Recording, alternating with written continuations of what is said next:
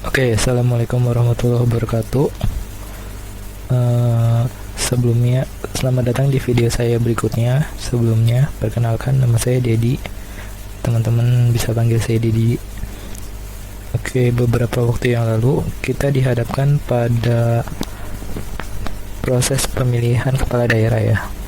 Pemilihan yang masih menggunakan kertas sebagai pemungutan suara dan masih dilakukan penghitungan suara secara manual yang memakan banyak waktu dan tenaga dalam pelaksanaannya.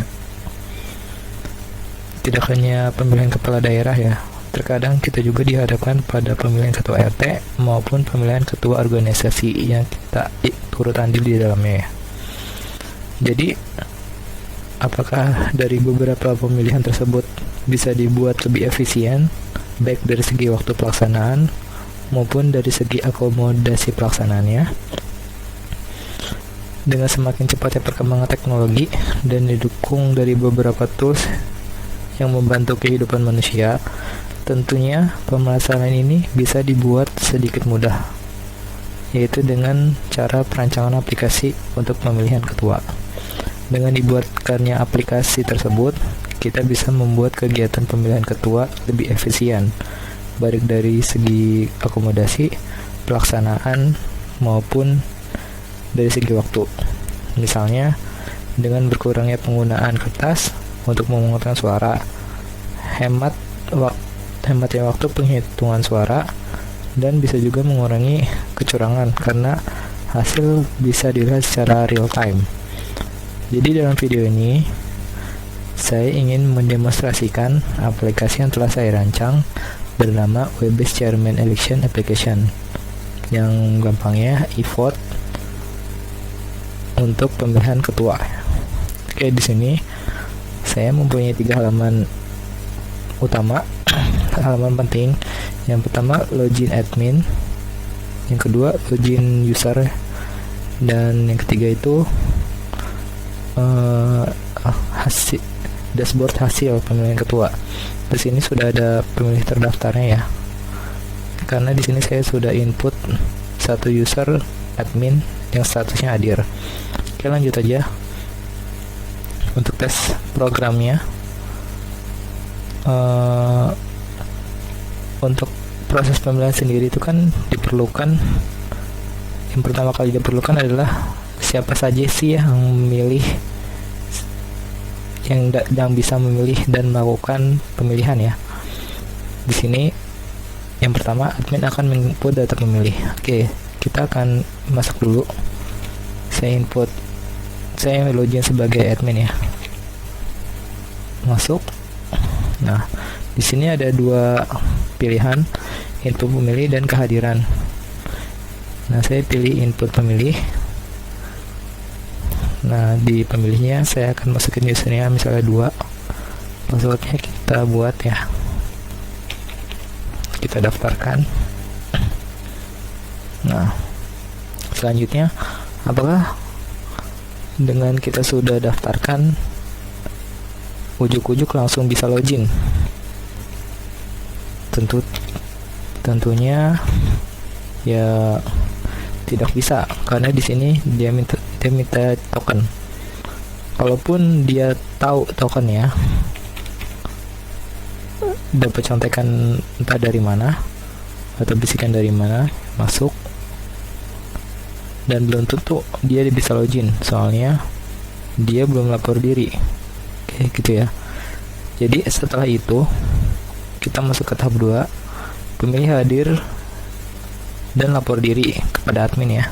Lalu admin mengkonfirmasi status kehadiran pemilih dan memberikan tokennya tadi ya, 1, 2, 3. Oke, kita masuk ke login admin, dashboard admin lagi. Kita pilih kehadiran. Ini kita pilih user yang hadir 2 misalnya. Kita pilih hadir di sini. Kita simpan. Oke, berhasil diinput. Nah, baru kita tes lagi ya. Kita tes lagi dan bisa masuk. Nah, ini adalah dashboard pemilihan ya, atau dashboard pemungutan suaranya. Di sini ada menu calon dan visi misi. Di menu calon ini kurang lebih isinya seperti surat suara ya. Ada foto dari paslonnya. Dan di visi misinya sendiri ini, kalau teman-teman mau lihat visi misinya untuk mengatur lebih detailnya, bisa dipilih. Misalnya kita pilih calon. Nah, kita misalnya pilih calon 1. Nah, kita input suara. Nah, terima kasih sudah melakukan, dan kita akan dibalikan ke login sebagai user lagi. Nah, karena kita sudah milih, berarti di hasil pemilihan ini suara kita sudah masuk. Lalu kita refresh aja coba ya. Nah, di sini sudah masuk calon ketua 1 dengan suaranya 1. Nih, calon 1 kita dapat 1, 2, 3-nya belum karena kita belum input ya. Ini karena adminnya belum melakukan pemilihan ya. Oke, sekarang kita contoh kasus lagi. Misalnya di sini saya akan tambahkan lagi pemilih ya.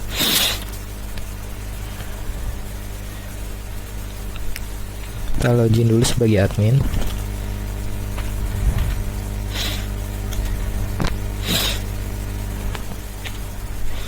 Kita akan bikin user lagi di sini. Misalnya user 3.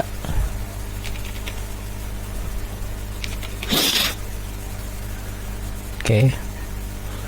Saya user 4.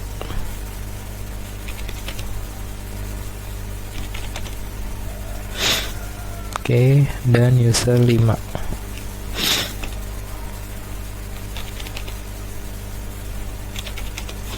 Oke.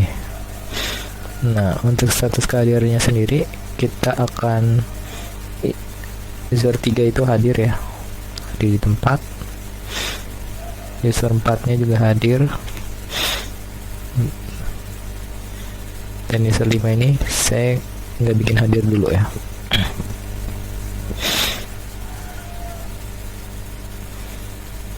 Ya, user 5 boleh deh hadir deh. User 5 hadir. Oke. Kita akan uji ya. Ini kan cuma satu suara ya. Gimana kalau misalnya dia dapat 2 suara gitu ya? Kita input lagi. Di sini kita login sebagai user 3. Masuk.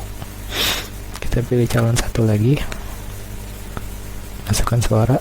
Oke. Udah milih. Kita refresh sini. Nah, dia akan mendapatkan 2 suara.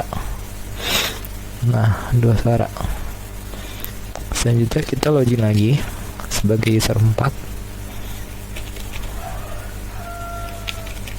Kita login. Nah, kita pilih 3 deh. Kali ini kita pilih 3. Masukkan suara. Oke. Kita balik ke hasil pemilihan, kita refresh. Nah, di sini akan ada user 3. Kenapa user 2-nya belum ada? Soalnya dia belum ada, dia nggak ada di chart ini. Soalnya user 2 ini belum ada yang milih. Oke. Selanjutnya kita login sebagai user 5. Misal di sini user 5-nya itu dia udah hadir, cuma dia nggak memilih ya, nggak memilih pilihan di sini. Kita masukin. Nah, oke. Karena dia tidak memilih, jadi dia dianggap golput, golongan putih di sini. Dia suaranya tidak tampil, dan yang memilih pilihan itu cuma 3. Jadi golput 1. 3 pemilih, 2, 1. Ada 3 pemilih, sisanya kan 5 nih. Jadi satunya admin belum memilih, dan satunya lagi golput. Oke, gitu aja. Semoga memberi insight buat teman-teman. Terima kasih buat semuanya. Assalamualaikum warahmatullahi wabarakatuh.